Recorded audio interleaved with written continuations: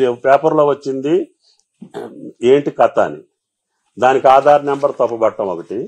ఇందాక నేను చెప్పినటువంటి 90,000 80,000 తీసుకుంటే 1,05,000 1,10,000 పడింది ఒకటి. వీళ్ళకి అందరికి వస్తాయి, కానీ వాళ్ళ టైం వచ్చినప్పుడు వస్తాయి. వాళ్ళకి తెలియక మేము 80,000 తీసుకున్నాం కదా మాకు రాలేదని అనుకొని వస్తారు.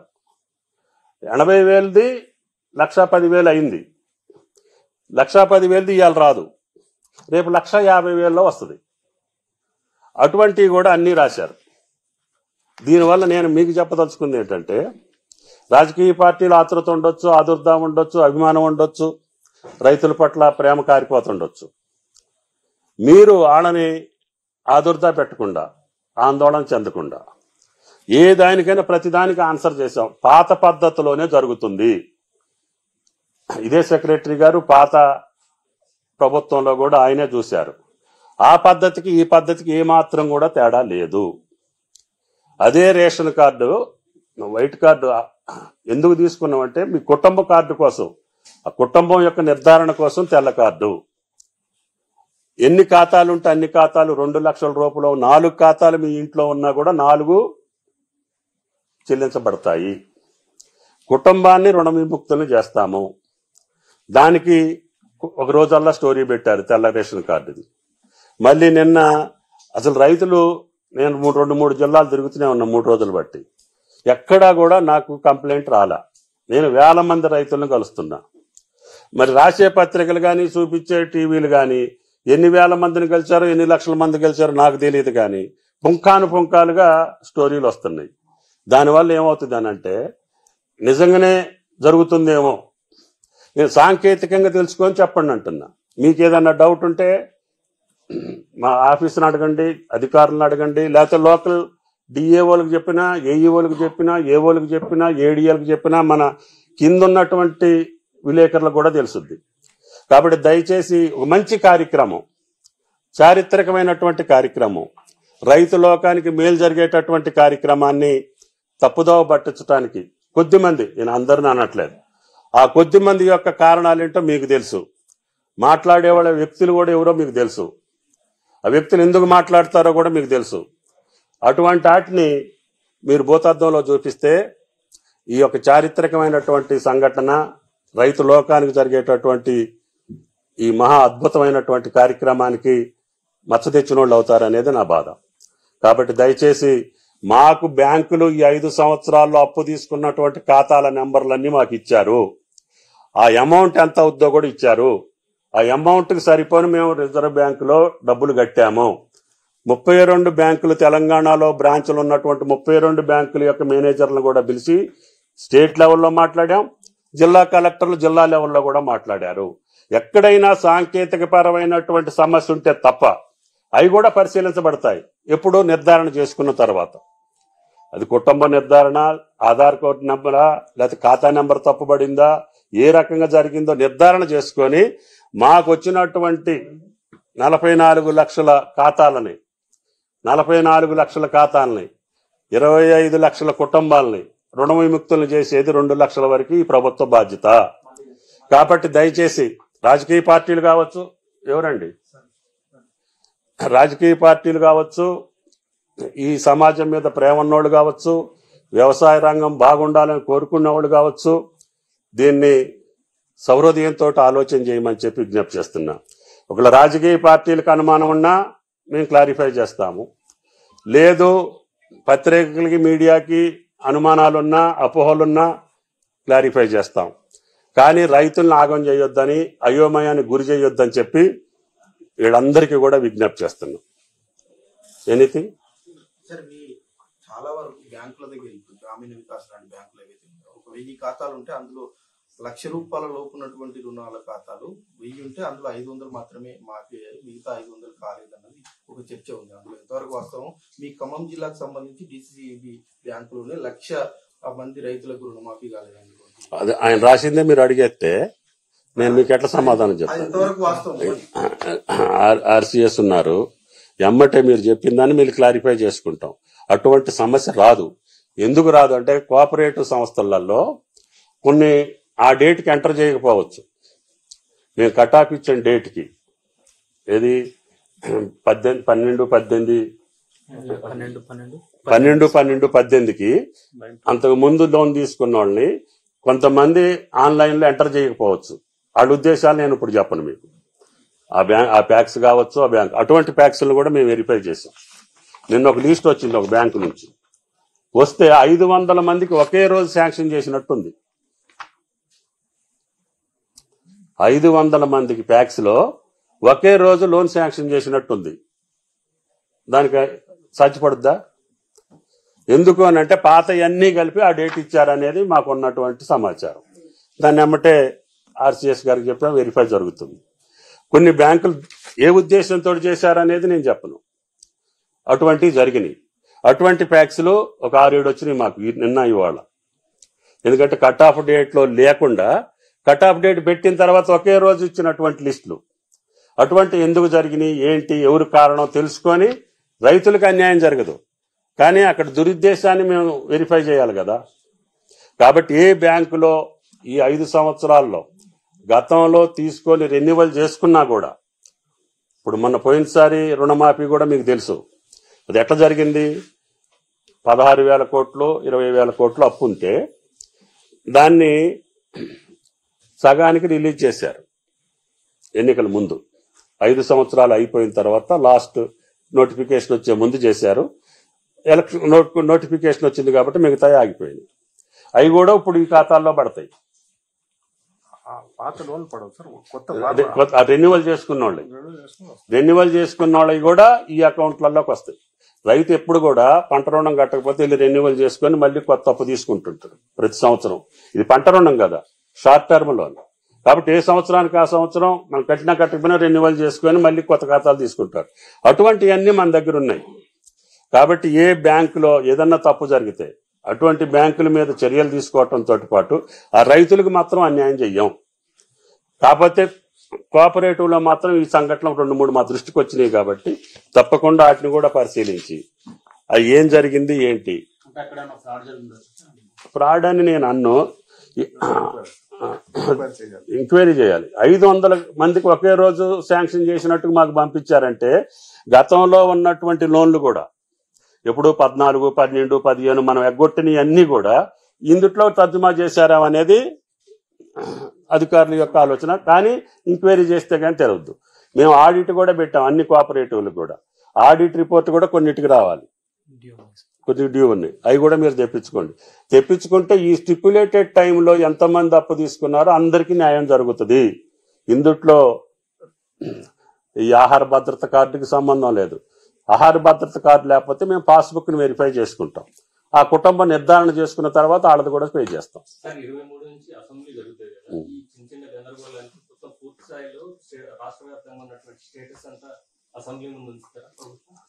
ఇప్పుడు మాకు ఇచ్చినటువంటి అమౌంట్ మేము ఇచ్చిన జీవో ఎప్పుడు ఇచ్చామండి? 15-16 ఇచ్చాం. 18 ఎమ్మటే క్యాష్ ట్రాన్స్ఫర్ చేశాం. ఇప్పుడున్నటువంటి ఖాతాలు ఏవైతే ఉన్నాయో 11 లక్షలు ఎన్నో వాటి వరకు మాకు ఇప్పుడు ఉంది. మిగతాయి కూడా వెళ్ళి మేము ఎనాలిసిస్ చేయాలి. మళ్ళీ మేము 1,50,000 ఇచ్చే రోజుకి అవి కూడా చేస్తాం. మళ్ళీ 2 లక్షలు ఇచ్చే రోజుకి మిగతాయి కూడా చేసుకుంటాం. ఇప్పుడు ఎస్ఎస్ చేస్తున్నారు. వీటి వరకు మా దగ్గర ఉన్నాయి. ఇప్పుడు చేసే వరకు మా దగ్గర క్లియర్ అయిపోతాయి. ఒక నెల రోజుల వరకు కూడా టైం ఉంది. వీటికి ఎక్కడైనా ఎవరికైనా ఇబ్బంది ఉంటే 1 మంత్ లోపల మా ఏఓ డిఏఓ బ్యాంకర్స్ అందరూ కూర్చొని పరిష్కారం చేయాల్సిన బాధ్యత కూడా మా అధికారుల మీద ఉంది. కాబట్టి దయచేసి ఎవరు కూడా ఆదుర్దా పడక్కర్లేదు, ఆందోళన చెందక్కర్లేదు. దయచేసి రాజకీయ పార్టీలు చెప్పేవాళ్ళు కూడా వాస్తవాలు తెలుసుకొని గతంలో జరిగిన పద్ధతిలోనే జరుగుతుంది. ఇంకా మెరుగైనటువంటి పద్ధతిలో డేటా తీసుకొని ఈ యొక్క రుణమాఫీ చేస్తున్నాము. ఇంత మంచి కార్యక్రమాన్ని మీరు బురద జల్లి ఏదో రాజకీయ లబ్ధి పొందాలంటే అది అసాధ్యం అని చెప్పి కూడా రాజకీయ పార్టీలకు విజ్ఞప్తి చేస్తున్నా. ఇప్పుడు మాట్లాడే వాళ్ళందరూ కూడా గతంలో రుణమాఫీలో బాధ్యులే. ఒక టర్మ్ లో 5 సంవత్సరాలు అప్పుడు 25,000 చేసి వడ్డీకే సరిపోకుండా చేసిన రుణమాఫీ ఒకటి. రెండో టర్మ్ లో ఆఖరి ఎన్నికల ముందు 5 సంవత్సరాల ముందు సగమే ఇచ్చి చేతులు దులుపుకున్నది ఒకటి. అసలు భారతదేశ వ్యాప్తంగా రైతాంగానికి నల్ల చట్టాలు తీసుకొచ్చి ఏ ఒక్క రాష్ట్రంలో గాని రైతాంగానికి ఏ కార్యక్రమం చేయనటువంటి పార్టీ ఒకటి. ఇటువంటి రాజకీయ పార్టీలు కూడా ఒక మంచి కార్యక్రమం జరుగుతుంటే తెలంగాణ రైతుల మీద ఈ రకమైనటువంటి అక్కసు ఎల్లబోచుకోవటం అనేది కరెక్ట్ కాదనేది ఆ రాజకీయ పార్టీలకు విజ్ఞప్తి. మనం కూడా మీరు వాస్తవాలు తీసుకురావటం ముదాహం, మీ అందరికీ ధన్యవాదాలు. కానీ ఈ యొక్క ఫార్ములా ప్రకారంగా ఉందా లేదా, ఉండకపోతే తప్పకుండా వాళ్ళకి సాయం చేసే దాంట్లో మీ భాగస్వామ్యం కూడా మేము అడుగుతున్నాం. కాబట్టి వాస్తవాలను ప్రచురించి రైతులకు మేలు చేసే ప్రక్రియలో మీరు వెళ్లాలని చెప్పి అందరికీ విజ్ఞప్తి. లక్షలోపు రుణాల మొత్తం 19,000 కోట్లు ఉంటే 6,000 కోట్లకు ఎలా తగ్గింది, మోసం చేస్తున్నారంటూ చెప్తాం. మీకు అర్థమైంది? అది అయిందా? అవ్వకపోతే ఏంటంటే ₹1,00,000 మొత్తం మీద ₹1,00,000 లోన్ ఉన్నోళ్ళు 16,000 కోట్లు ఇచ్చారు. మేము ₹1,00,000 లోపు ఉన్నటువంటి వాళ్ళే ఇళ్ళు. అదే రేపు 1,50,000కి వెళ్ళిన తర్వాత మిగతా 11,000 10,000 మంది వస్తారు. మిగతా 2 లక్షలకు వెళ్ళినప్పుడు 44 లక్షల మంది ఖాతాలు వస్తాయి. ఈ రోజు 1,00,000 లోపు ఉన్న ఖాతాలు. అప్పుడు ఏంటంటే ఎంతున్నా కూడా ₹1,00,000 ఉన్న ఖాతా అది. అర్థమైందా? 44 లక్షల మంది, 40 లక్షలు ఎంతో ఉన్నారు కదా, అప్పుడు 16,000 కోట్లకి ₹1,00,000 ఇచ్చారనుకుంటున్నారు. అది సంఖ్య. ఇప్పుడు మేము 1,00,000 లోపు వాళ్ళకి ఇచ్చాం. 1,10,000 వాళ్ళకి రేపు వస్తుంది. తర్వాత 2 లక్షల వాళ్ళు మొత్తం నెంబర్ వస్తుంది. వాళ్ళకి అర్థం కాని ఏంటంటే ఇవాళ 6,000 కోట్లు చిల్లరి, 6,098 కోట్లు ఎంతో ఈ 1,00,000 లోపులో ఉన్నటువంటి ఖాతాలు. అదే మొత్తం మీద 1,00,000 ఖాతాలు వేరే ఉన్నాయి. 2 లక్షలు ఉన్నోళ్ళకి కూడా 1,00,000 మాఫీ చేసిన రోజున ఆ నెంబర్ వస్తుంది అంటున్నా. అది కూడా అర్థం కాకుండా అప్పుడు 16 అయితే ఇప్పుడు మీరు కూడా అట్టే మాట్లాడితే వాళ్ళు మాట్లాడిన దానికి సమాధానమే బాగలేదు. ఖాతాలు, కుటుంబాలు, కుటుంబ రుణ విముక్తి, 2 లక్షల రుణమాఫీ, మొత్తం వాళ్ళు ఇచ్చినటువంటి అప్పు అండి. మీరు నేను చెప్పింది కాదు ఇది. మా రైతులు మీకు ఎంత అప్పు ఉన్నారు అని చెప్పి అడిగాం. 2 లక్షల లోపు ఉన్నటువంటి రైతుల లిస్ట్ ఇవ్వమని చెప్పాం. వాళ్ళు ఇచ్చిన లిస్టు బ్యాంకులు 32 బ్రాంచులు బ్యాంకులు ఏవైతే ఉన్నాయో ఈ రాష్ట్ర వ్యాప్తంగా ఉన్న బ్రాంచులు అన్ని కలిపి మాకు ఇచ్చిన లెక్క అది. మేము ఎవరిని అడగల. ఆ రోజుకి ఈ రోజుకి సీల్ చేసి పెట్టాం అంతే. టైం చెప్పాం వాళ్ళకి. ఆ స్టిప్యులేటెడ్ టైంలో మీకు ఎంత అప్పు ఉందో చెప్పండి, మేము కడతామని చెప్పాం. వాళ్ళు ఇచ్చారు. అది రైతు ఇచ్చింది కాదు, నేను చెప్పింది కూడా కాదు. ఆ ఖాతాలు తీసేసేదానికి లేదు, పెట్టేదానికి లేదు. కొంతమంది బ్యాంకులు ఏదన్నా పాత బాకీలు కూడా ఈ అకౌంట్ లో పెట్టుంటే మేము చెప్పిన 18 అదే మిగతా ఇది కూడా కంప్యూటరైజ్ ఉంది. కానీ కొంతమంది ఇంటెన్షనల్ గా చేయలేదు. ఆ చేయని వాళ్ళ దగ్గరే ఈ ఫ్రాడ్ జరుగుద్ది బాబు. ఇందుట్లో కూడా ప్యాక్స్ లో కూడా సాఫ్ట్వేర్ ఉంది. కానీ ఆ సాఫ్ట్వేర్ వాడకుండా ఆడి ఇష్టం వచ్చినప్పుడు రాసేదానికి పెట్టుకొని రైతులకు నష్టం జరిగే పరిస్థితి ఉంది. మీరు చెప్పిన దగ్గర అవి కూడా వెరిఫై చేస్తాం. రైతు భరోసాకి ఇవ్వాల్సిన డబ్బులు రైతు రుణమాఫీ అమౌంట్ ఎవరు ఇచ్చెళ్ళారు? అరే ఆరోపణ కాదు, మీరు అర్థం చేసుకోవాల్సింది ఆ మూట ఎక్కడ పెట్టి వెళ్ళారు. రైతు భరోసా మూట ఎక్కడ పెట్టి వెళ్ళారు? పాత రైతు బంధునే ఇవ్వక 7,500 కోట్లు ఈ గవర్నమెంట్ వచ్చాక ఇచ్చింది కదా. మీ ముందే ఇచ్చాం కదా, అనౌన్స్ చేశాం కదా. ఒకే రోజు 7,500 కోట్లు వాళ్ళు ఇయ్యాల్సినటువంటి రైతు బంధు, ఆ ప్రభుత్వం అనౌన్స్ చేసినటువంటి రైతు బంధు ఇవ్వకపోతే మొన్న ఎన్నికల్లో కదా, జనవరిలోనో ఎప్పుడు ఆ 7,500 కోట్లు పాత బాకీ. అది 7,562 కోట్లు రైతు బంధుకు ఉన్నటువంటి డబ్బులు ఇవ్వకపోతే ఈ ప్రభుత్వం వచ్చాక చెల్లించింది. మేము ఇంకా రైతు భరోసా విధి విధానాలే ఇంకా నిర్ణయం కాలే. మిమ్మల్ని అందరితోటి మాట్లాడాలి, అసెంబ్లీలో చర్చించాలి. ఇప్పుడు రైతులతోటి మాట్లాడుతున్నాం, రైతు సంఘాలతోటి మాట్లాడుతున్నాం, తీరా మేధావులతోటి మీతోటి కూడా మాట్లాడాలి.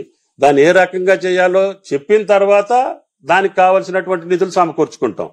ఇప్పుడు ఇది మాట ప్రకారంగా రాహుల్ గాంధీ గారి వాగ్దానం, ముఖ్యమంత్రి గారి యొక్క సాక్షాత్తు ప్రకటన ఉంది కాబట్టి అర్జెంటుగా రుణమాఫీ చేస్తున్నాము. రైతు భరోసా విధి విధానాలు వచ్చిన తర్వాత కూడా దానికి కూడా చేసే బాధ్యత ఈ రాష్ట్ర ప్రభుత్వానికి. రుణమాఫీ ఖాతాలను ఎట్లా ఎంపిక చేస్తున్నారు సార్? 3-4 ప్రయారిటీలు చెప్తారు మీరు. పిఎం కిసాన్ అని, తర్వాత రేషన్ కార్డు అని, కుటుంబం అని. ఇందులో దేని బేసిక్ లో మళ్ళీ మీకు మొదటికి వస్తారు. పాత పద్ధతిలోనే జరుగుతుంది. పాత పద్ధతిలో కూడా ఈ ఆహార భద్రత కార్డు ద్వారాగానే కుటుంబ నియంత్రణ జరిగింది. కుటుంబ నిర్ధారణ రేషన్ కార్డు వల్లే జరుగుద్ది, ఏ డేటా లేదు. అప్పుడు అవైలబిలిటీ డేటా రాసుకున్నారు. అవైలబిలిటీ డేటా ఏం పెట్టి చేశారు రఘునందన్ రావు గారు అన్న, రేషన్ కార్డే ఆధారం అండి కుటుంబం నిర్ధారణకి అన్నారు. దాంతో కుటుంబ నిర్ధారణ జరుగుద్ది. కుటుంబ నిర్ధారణ కార్డు ఆహార భద్రత కార్డు లేనటువంటి నా బోటోడు నీ బోటోడు ఉంటే పాస్బుక్ ద్వారా మేము నిర్ధారణ చేసుకొని ఆ కుటుంబాన్ని నిర్ధారించుకొని ఆ కుటుంబంలో ఉన్న 2 లక్షలు కూడా మేము రుణమాఫీ చేస్తాం. సరే, టెక్నికల్ అంశాలు అన్నారు కదా, మొబైల్ నెంబర్ తప్పు కానీ ఆధార్, అది బ్యాంకులకు సంబంధించింది. వాళ్ళకు మళ్ళీ ఎప్పటిలోగా రుణమాఫీ? 1 మంత్ లోపలనే. జీవోలో కూడా 30 రోజులు టైం పెట్టి. ఏమైంది? అప్పున్న ఖాతాల్లో గోల్డ్ లోన్ ఉండొచ్చు. గోల్డ్ లోన్ వ్యవసాయానికి పెట్టింది దానికి నిర్ధారణ లేదు కాబట్టి దాన్ని పక్కన పెట్టాం. ఓన్లీ పంట రుణాలు, షార్ట్ టర్మ్ లోన్స్, ఆ సంఖ్య 44 లక్షల ఖాతాలు, 25 లక్షల కుటుంబాలు. ఏ డౌట్ ఉన్నా ఇప్పుడే వెరిఫై చేసుకోండి. మళ్ళీ మీరు ఎవరో చెప్పిన దాన్ని మీరు రాస్తే మళ్ళీ ఇబ్బంది అవుతుంది. హైదరాబాద్ లో గోల్డ్ లోన్ అందుకని పెద్ద నేను చెప్పింది అందుకే పాత పద్ధతిలోనే రుణమాఫీ జరుగుతుంది. ఏదైనా డిఫరెన్స్ ఉంటే చెప్పు. నేను అనలేదు. ఇప్పుడు 44 లక్షలు అన్నారు. దాంట్లో 3.5 lakhs ఆధార్ లో ప్రాబ్లం ఉన్న అకౌంట్స్ ఉన్నాయి. సో అవి లేకుండా 39, అవి కలిపితే 40. 4 lakh అకౌంట్స్ లో ఆధార్ ప్రాబ్లం. మీకు చెప్పే ఫిక్స్ చేస్తాం. అది కూడా మిమ్మల్ని పిలిచే అనౌన్స్ చేస్తాం.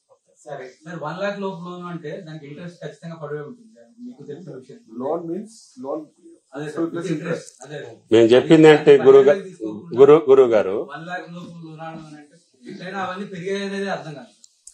గురువు గారు పెరిగిన దానికి కూడా రేపు ఇస్తాం కదా అంటున్నా.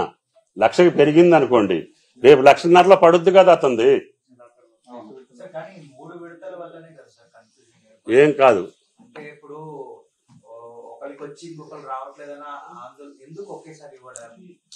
ఇవ్వు మూట.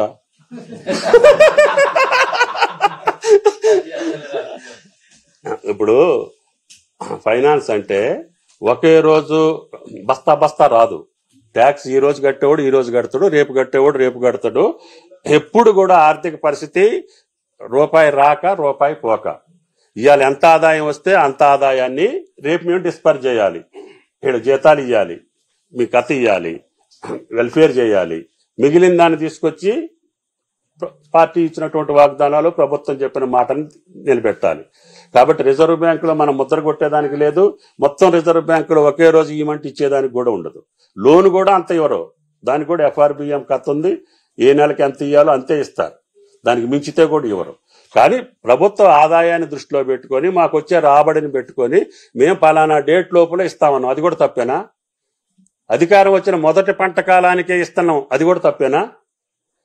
4 సంవత్సరాలు ఇవ్వనటువంటి ప్రభుత్వం, 5 సంవత్సరాలు ఇవ్వనటువంటి ప్రభుత్వం, దేశంలో ఎక్కడా రుణమాఫీ చేయలేనటువంటి పార్టీలు మీరు అడగకుండా ఒక్క నెల రోజుల్లోనే మాకు ఇవాళ వచ్చిన రూపాయి ఇవాళ ఇచ్చినామండి, ఈ నెల ఆఖరికి మళ్ళీ ట్యాక్స్ వస్తుంది. ఆ ట్యాక్స్ తీసుకొచ్చి మళ్ళీ ఒక 10 రోజుల్లో ఇస్తాం. మళ్ళీ వచ్చే నెల ఆఖరికి ఇంకొక అమౌంట్ వస్తుంది. ఆ అమౌంట్ ఇస్తున్నాను. అది కూడా ద్రోహమేనా? మరి నాది నీది ఇస్తారా? మనలో మరి ట్యాక్స్ కాకపోతే ఇంకేం ఆదాయం ఉంటది? ఇక్కడ ఒకటి జరుగుతుంది. ఇప్పుడు మీరు అన్నదిగా మరి అదే నేను చెప్తున్నా. అరే పెండింగ్ పడితే మీరు ఆగస్టు తర్వాత మేము ఇక్కడే ఉంటాం, మీరు ఇక్కడే ఉంటారు కదా, ఊరేయండి. మరి అట్లా మాట్లాడతారు ఎందుకు? చెప్పాం, మాట చెప్పకపోతే, డేట్ చెప్పకపోతే మేము ఆగస్టులో చేస్తామని చెప్పాము. పంటకాలం మొదలైంది. మీ దయ వల్ల వర్షాలు కూడా మొదలైనవి. ప్రాజెక్టులోకి ఇవ్వాలే నీళ్లు రావటం మొదలుపెట్టింది. అందరం సంతోషంగా ఉన్నాం. రైతులు సంతోషంగా ఉన్నారు. వాళ్ళు నమ్మకంగా ఉన్నారు. ఈ ప్రభుత్వం చేస్తుందనే విశ్వాసంతో దున్నారు, విత్తనాలు నాటారు. అంతా కూడా మళ్ళీ రెడీగా దే ఆర్ ప్రిపేర్డ్. మనకెందుకు ఈ అయోమయం, మనకెందుకు ఈ ఆందోళన, మనకెందుకు ఈ కథ? That's why I am asking.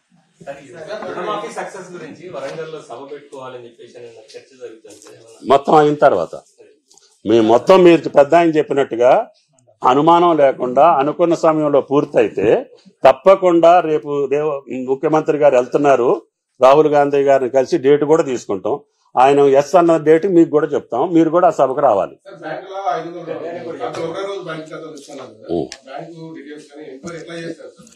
మా ఆర్సీఎస్ గారికి ఆయన దగ్గర యంత్రాంగం ఉంది, మొత్తం ఎంక్వైరీ జరుగుతుంది. ఎంక్వైరీ జరగకుండా చెప్పకూడదు. కమిటీ అక్కడ మాకు ఆడిట్ ఉంది కదా, కోఆపరేటివ్ బ్యాంక్స్ కి ఆడిట్ ఉంది.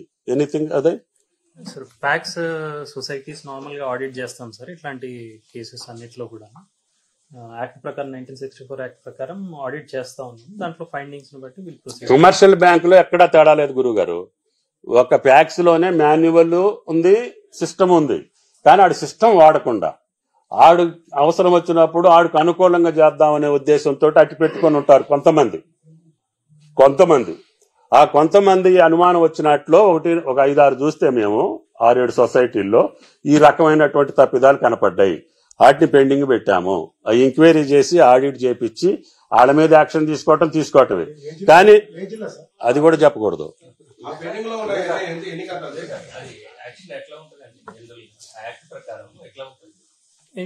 Act 1964 act. సో దాని ప్రకారం ఎంక్వైరీ కండక్ట్ చేస్తాము. దాని తర్వాత ఫైండింగ్స్ మీదకి వెళ్ళి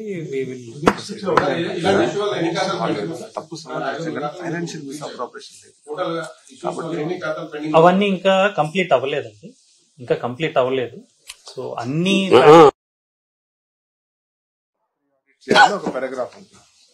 okay, so sample pre audit లో భాగంగా మేము we have done some analysis, statistic analysis చేసి కొన్ని అకౌంట్స్ వెరిఫై చేసిన దాంట్లో కొన్ని బయటకు వచ్చాయి. Geo was issued on 15. We have completed audit of some 24 societies. Another 24 are going on. కొన్ని ప్యాక్స్ లో 200 లేకుంటే కొన్ని 60,000 అకౌంట్ ఉంటాయి. కాబట్టి టైం కొన్నిసార్లు పాత అకౌంట్స్ చూడాలి. బట్ మేము what ever is clear we have already clear. అంటే సార్ వేరెవర్ హ్యావింగ్ ప్రాబ్లమే. ఇప్పుడు రుణమాఫీ చేసేంత వరకు అధికారులు దానిపైన పరిశీలన చేయకపోవడం తప్పిదమా? ఎట్లా అధికారులకు ఏం సంబంధం ఉంటుంది ఇందులో? సొసైటీకి సంబంధించినటువంటి వాళ్ళు, కోఆపరేటివ్ సొసైటీ అధికారులు 500 సంబంధించిన ఖాతాలను ఒకేసారి ఆ బ్యాంక్ అధికారులు తప్పిదమే అంటున్నా. అది ఆడిట్ లో తేలాలి కదా.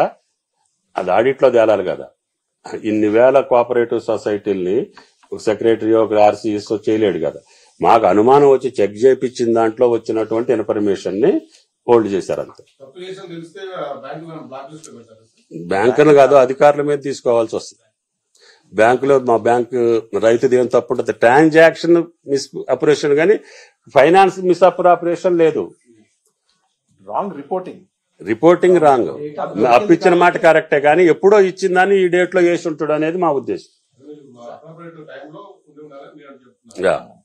ఇప్పుడు లోన్ జనవరిలో ఇచ్చి ఉంటాడండి, డిసెంబర్ కట్ ఆఫ్ పెట్టాం కాబట్టి డిసెంబర్ లో డేట్ రాసి ఉంటాడు. సో ఇలాంటివన్నీ అవును. I don't know figures. ఇప్పటివరకు ఆ 6 సొసైటీస్ లో అరౌండ్ 2000 ఉన్నాయి. ఇంకా మిగతావి చేస్తున్నాను. ఇప్పుడు మనకు అనుమానం వచ్చిన ఆడిట్లో చేస్తే 2000 అకౌంట్లు వచ్చినాయి. వాటిని మనం అతని మీద యాక్షన్ తీసుకోవడంతో పాటు 6000 అకౌంట్ ఎప్పుడు లోన్ తీసుకున్నారు, కట్ ఆఫ్ డేట్ లో తీసుకున్నారా, అంతకు ముందు తీసుకున్నారా, రికార్డ్స్ లో వస్తుంది కదా. కరెక్ట్ గా వచ్చినప్పుడు ఈ డేట్ లో వస్తే మాత్రం మేము వాటికి పే చేయాల్సి ఉంటుంది. 2000 అకౌంట్స్ లో 1000 farmers may be correct date. You don't know papers అన్ని తీసి చూడాలి. ఇక అతని పద్ధతి ప్రకారంగానే చేసిన సెక్రటరీ ఉంటాడు, బ్యాంక్ మేనేజర్ ఉంటాడు, బ్యాంక్ వాళ్ళు ఎవరు బాధ్యులు అనుకుంటే వాళ్ళ మీద వీ కెన్ ఇనిషియేట్.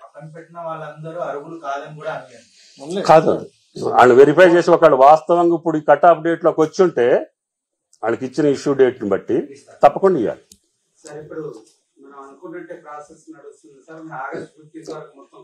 మీరు అనుకున్నట్టే నడుస్తుంది. ఆగస్ట్ అని చెప్పాము. ఆగస్టు తర్వాత కూడా ఒక 4 రోజులు ఈ కథ నడుస్తూనే ఉంటది. మొత్తం డబ్బులు వేసిన తర్వాత కూడా ఇవాళ ఆర్బీఐ అకౌంట్ కి పంపించిన డబ్బులు ఈ బ్యాంక్ వాళ్ళు ఇచ్చిన లిస్ట్ కి దానికి టాలీ కాల కొన్ని. అర్థమైందా? 8 crores 80 crores కి బ్యాంక్ అకౌంట్ పంపించిన ఆయనకను ఆర్బీఐ చెక్కింగ్ కి సూట్ అవ్వాల. మళ్ళీ 24 hours లో మళ్ళీ వాళ్ళు చెక్ చేసుకుంటారు. మళ్ళీ చెక్ చేసుకుంటారు. ఎందుకంటే ఇది ఫైనాన్షియల్ ఆస్పెక్ట్ కాబట్టి ఆర్బీఐ ఒప్పుకోదు. ప్రతి అకౌంట్ ని కూడా వాళ్ళు స్క్రూటినీ చేయాలి. అంటే ఇన్ని లక్షల అకౌంట్లలో వాళ్ళకు కూడా కొంత టైం ఇవ్వాలి కదా. ప్రతి 24 hours లో కూడా రావచ్చు. అటువంటివి కూడా క్లారిఫై చేయాలి. మన తప్పు లేదు, రైతు తప్పు లేదు, ప్రభుత్వం తప్పు కూడా లేదు. కానీ ఆర్బీఐ వర్సెస్ బ్యాంక్కి వాళ్ళు పంపించే దాంట్లో అకౌంట్ నెంబర్ తప్పటమా లేకపోతే ఎర్ర రావటమా ఏది అవటమా జరగదు. అవన్నీ కూడా ఇప్పటికే 8 crores వచ్చినాయి. పోయినసారి అయితే 1400 కోట్లు వచ్చినాయి, రిటర్న్ వచ్చినాయి. అర్థమైందా? 1400 కోట్లు వాళ్ళ అకౌంట్ క్లోజ్ చేసుకున్నారనో. ఇప్పుడు నాది ఒక బ్యాంకులో అప్పు అయిన తర్వాత ఆ మేనేజర్కి నాకు కుదరక నేను అది క్లోజ్ చేసుకొని ఇంకొక బ్యాంకులో తెచ్చుకుంటా. నేను ఇచ్చిన నెంబర్ ఏమో ఈ అకౌంట్ నెంబర్ ఇచ్చుంటా పాత బ్యాంకుది. అట్లా కూడా కొన్ని ఉంటాయి. మళ్ళీ కొత్త బ్యాంక్ అకౌంట్కి వచ్చిన తర్వాత మళ్ళీ ఆ నెంబర్ సరి చేసుకుంటే అందుట్లో అప్పు ఉంటే అందుట్లో అది కూడా ఇవ్వాలి. అర్థమైంది అనుకుంటా.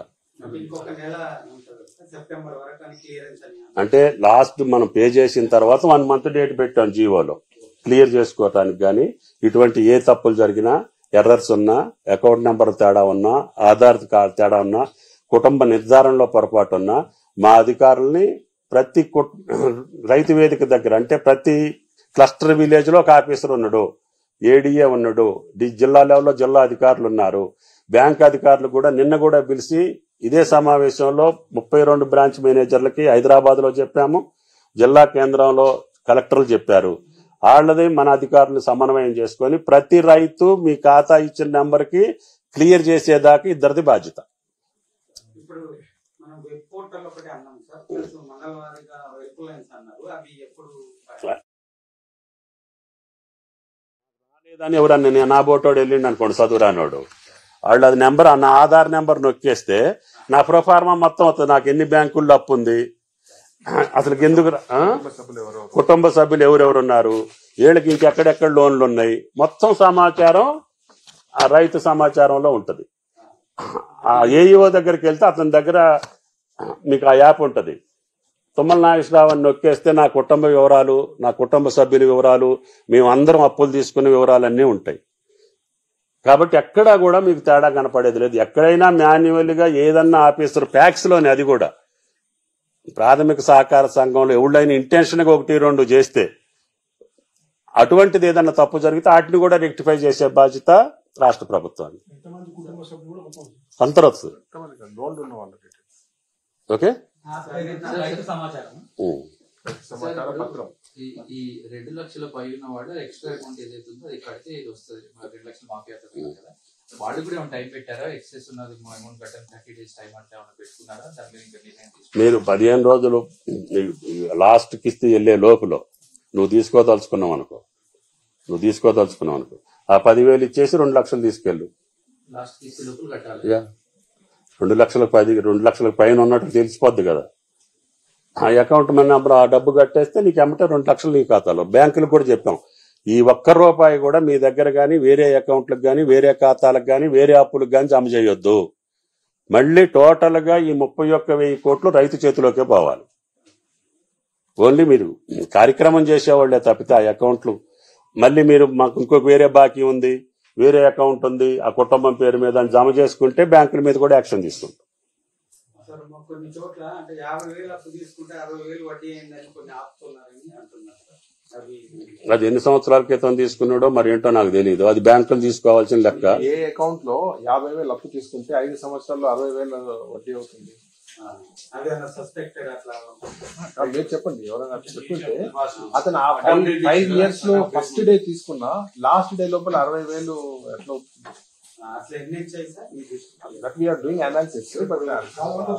మన కంప్లైంట్ వస్తేనే వెరిఫై చేస్తాం. Aadhaar is the most common. Aadhaar అండి, ఆధార్ లో లోపాలు ఉండడం వల్ల that is the most common. ఇప్పుడు ఒకే ఆధార్ నెంబర్ మా ఇద్దరి మీద వచ్చింది అనుకోండి, అది సస్పెక్షన్ పడుద్ది. వెరిఫై చేసుకొని నాదే ఆయనదా తేల్చుకున్న తర్వాత you have to clear it. 1 Aadhaar different names. Aadhaar లో లోపాలు అంటే 12 అంకెలు ఉండాలి, 12 అంకెలు కాకుండా 10 అంకెలే ఉన్నాయి. అది రైతు తప్పు కాదు, ఎవరో కీయింగ్ చేశారు బ్యాంక్ లో తప్పుగా. ఇప్పుడు మీరు రాసేది ఒకటి అయితే ప్రింట్ అయ్యేది ఒకటి అవుతుంటది కదా, అక్కడక్కడ దాన్ని సెట్ చేసే వాళ్ళు ఉంటారు కదా.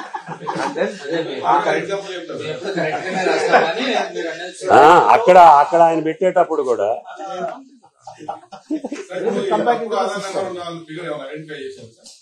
ఏమంటారు? Around 3 lakhs. 3 లక్షలు ఉంది, చేయాల్సిందే. సో ఇప్పుడు ఏఈఓ దగ్గర ఆధార్ నెంబర్ అప్డేట్ చేసుకోవచ్చు, but source of the data is branch manager. So branch manager దగ్గరికి వెళ్ళి ఆధార్ అప్డేట్ చేయాలి, ఎందుకంటే ఆ అకౌంట్ లో ఆధార్ పడాలి. మా దగ్గర మా అకౌంట్ లో కాదు, బ్రాంచ్ అకౌంట్ లో ఆధార్ ఎంటర్ కావాలి. ఇప్పుడు లాస్ట్ టైం ఇవన్నీ ప్రాబ్లమ్స్ వచ్చాయి అన్ని అప్పుడు కూడా ఉన్నాయి.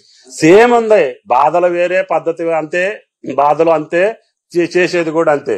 మనం ఆగం అవటమే. రెప్లికేషన్ కావాల్సి ఉండే కదా మరి.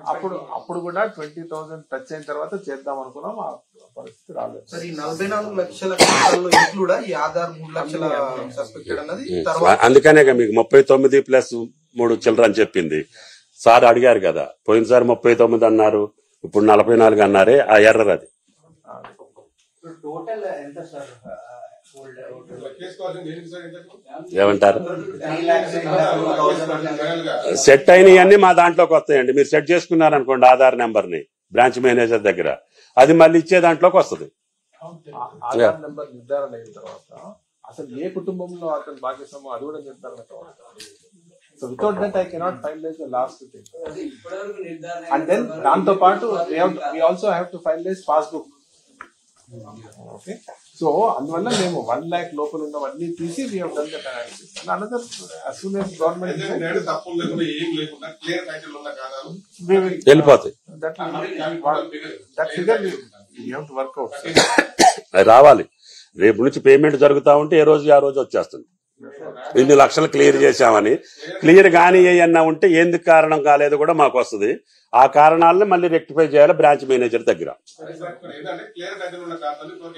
ఫర్ ఎగ్జాంపుల్ జస్ట్ మీకు చెప్తాను, ఇండియన్ ఓవర్సీస్ బ్యాంక్ వాళ్ళు ఇచ్చిన డేటాలో వాళ్ళ లోన్ అకౌంట్ ముందు 0 ఎంటర్ చేసి ఇచ్చారు. Okay, now that account is creating a problem for us.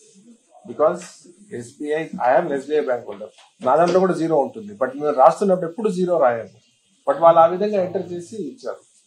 So those kind of accounts we are not treating it as not clear, కానీ అవన్నీ క్లియర్ అవుతాయి. సో అందువల్ల నేను ఈ ఫిగర్ అని, ఎందుకంటే every day work is happening on that.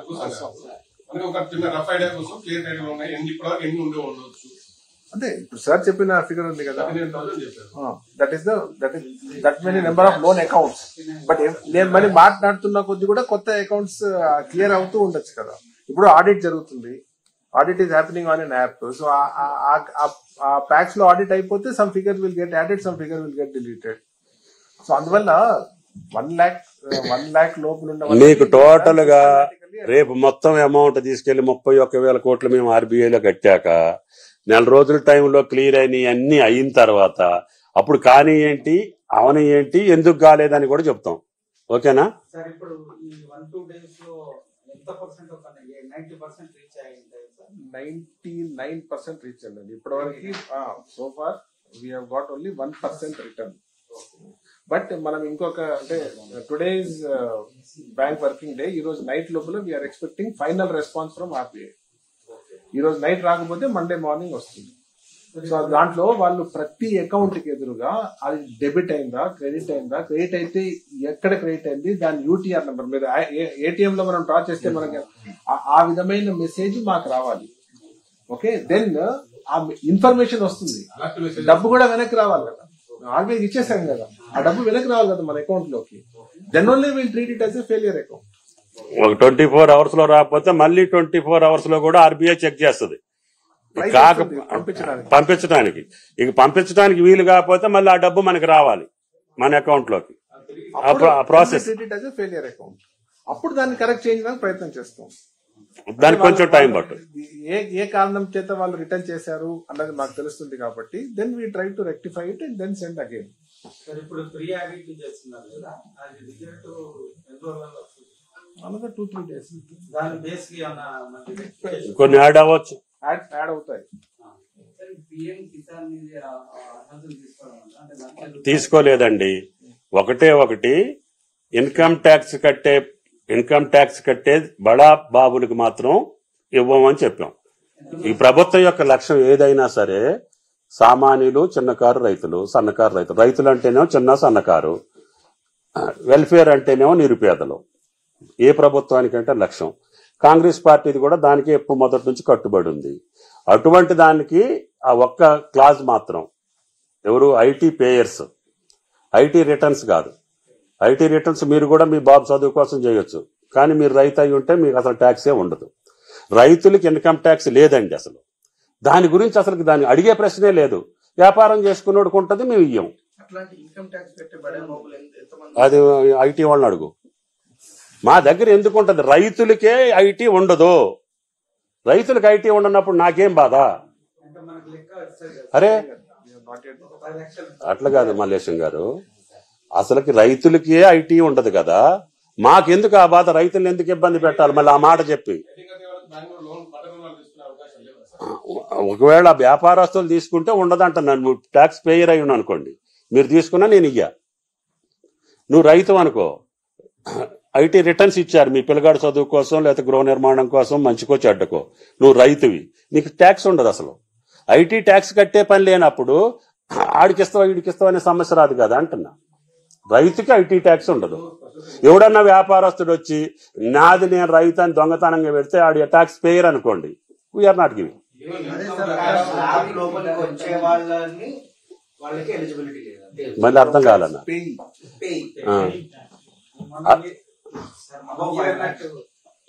MLAs ministers వాళ్ళకి మినహాయించారా sir? మీరే చేసుకోవట్లేదు. ప్రజాప్రతినిధులకు కాదు, నాకు ₹1,00,000 జీతం అండి. సార్కి కూడా ఎంతో నాకు తెలియదు, కానీ ఆయనకి జీతం, మీకెంతో నాకు తెలియదు. అయినా మీది వేరే కథ కాబట్టి మిమ్మల్ని ఏం అడగను నేను. అందుకని మిమ్మల్ని ఏం అడగా, మా ఇద్దరికి రాదు. 4th క్లాస్ ఎంప్లాయీస్ ఉంటుంది, ఉంది మినహాయింపు ఉంది. మరి నన్ను ఏం చేయమని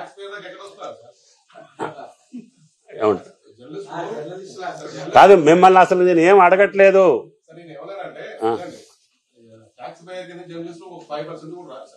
అట్లా కాదు సార్, అసలు మీరు రైతులే కాదు కాబట్టి మిమ్మల్ని నేనేం అడగట్లేదు అంటున్నా. రైతుకుంటే నీకు అసలు నేను అడగను కదా, కట్టేస్తా కదా. నీ 2 లక్షలకి నేను కట్టేస్తా, మరి ఇంకేముంది? చిరుద్యోగుల్లోకే వస్తారు కదా మీరు, చిరుద్యోగులకి లేదు కదా, ఉన్నత వర్గాలకే ఉంటుంది. పంపించేటప్పుడు 1 hour లో వెళ్ళిపోతుందండి. అది వెళ్ళకుండా ఉంటే లాట్ ఆఫ్ చెక్స్. అందువల్ల మేము ఆ రోజు 4 o'clock వేసాం కదా, నా బయట నుంచి మెసేజ్ ఫార్మర్స్ పంపించిన మెసేజ్ ఉన్నాయి, మా అకౌంట్ లో ఇంత డెబిట్, జస్ట్ లైక్ ఏటీఎం మీరు డ్రా చేయగానే వస్తుంది కదా. కానీ if it returns then it's a problem. అంటే అన్ని సమన్వయం. ఆ ఎర్రర్ వల్ల వచ్చే రిటర్న్స్ దానికే ఇబ్బందులు. ఎర్రర్ లేకపోతే వాళ్ళ ఖాతాలోకి వెళ్ళిపోద్ది within no time. Thank you sir. నానా ఈ వీడియో కనుక నచ్చితే అగ్గిపెట్టి ఒగ్గుపెట్టి కోడి కొంగ లైక్ షేర్ సబ్స్క్రైబ్. అయ్య బాబోయ్, సబ్స్క్రైబ్ అట చేసేయి, నువ్వు సబ్స్క్రైబ్ చేసేయి. పక్కనే ఉన్న గంట కూడా కొట్టండి రా, అప్పుడే మా వీడియోలు డైరెక్ట్ గా మీ ఫోన్ లోకి వచ్చేస్తాయి. అయ్య బాబోయ్, ఫోన్ లోకి వచ్చేది అట, చేసేయి.